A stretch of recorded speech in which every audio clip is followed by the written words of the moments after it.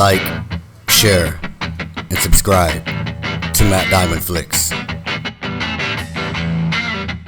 What's up, guys? I'm visiting a friend. This is Malindi. This is not the village, but it definitely has the village vibes. This is just a private compound.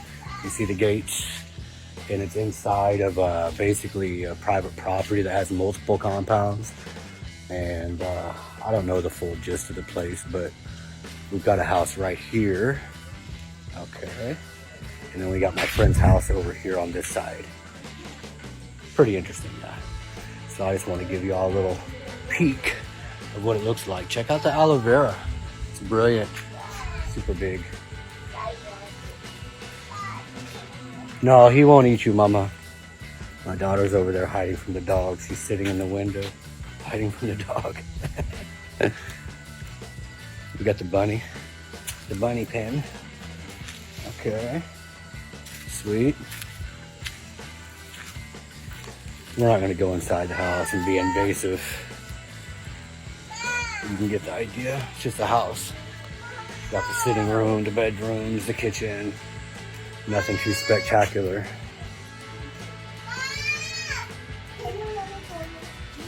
And here we go, walking around the outside of the house. I'm not sure what they're paying for this, but maybe I can find out. My guess is 20,000 shillings a month, because it's not modern, it's not upgraded. But what's great about the place, a lot of nature.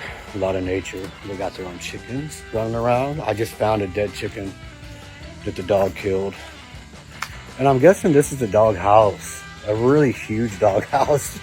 Like massive dog house just made out of plywood. And the rain is starting to spit a little bit. It's a cloudy day. It's rain season here, you guys.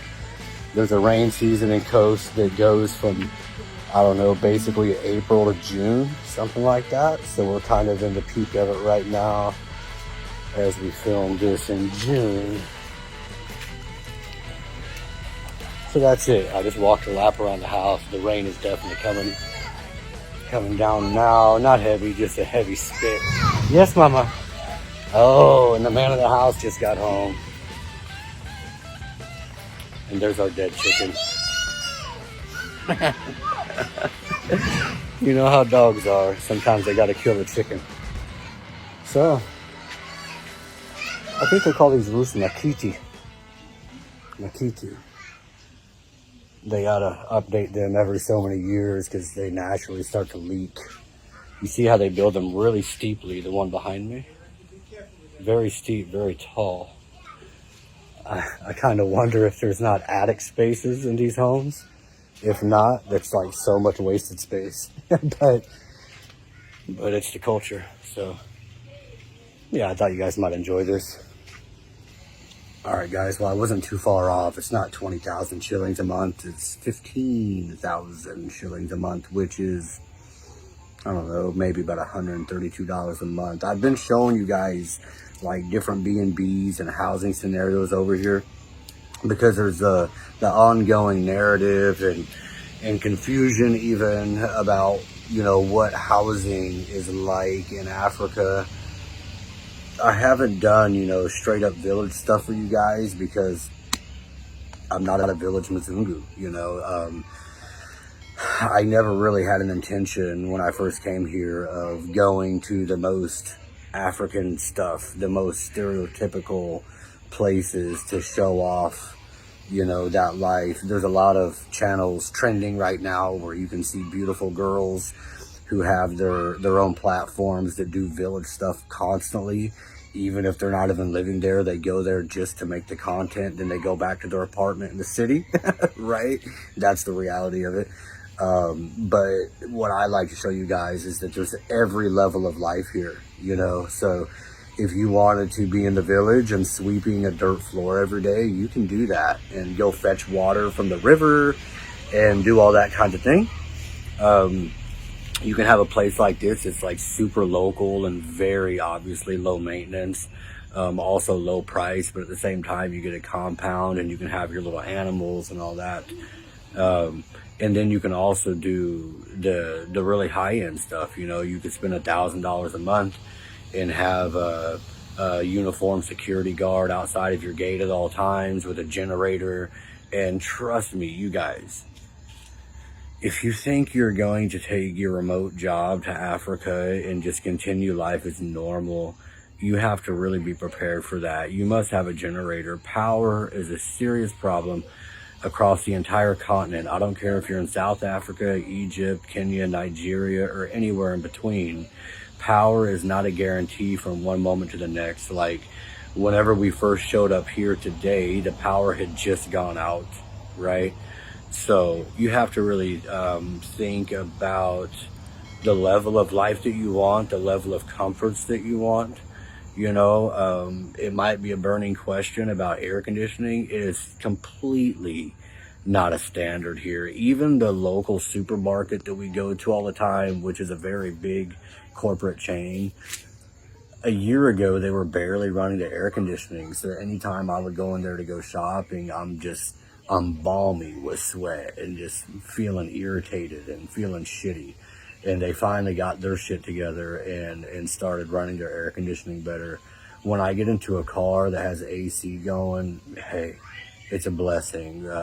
My landlord, he has air conditioning in his office. You know, when we were in Tanzania, air conditioning was actually more prevalent in Tanzania, in the Airbnbs and in the cars, because the typical Kenyan Uber is not turning on the air conditioning and burning their fuel.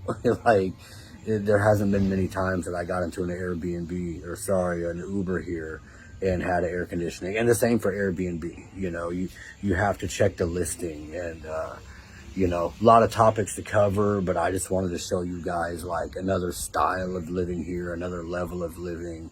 And for the nature lovers, like, this is right up your alley. You know, it's also like a open slate type place. You could really do stuff to upgrade it, but remember, it's just a rental. So unless you're going to settle on a contract to buy the place, then you're going to have to kind of take it how it comes. But I'm even looking now, I just noticed right behind the camera, there's an outdoor shower.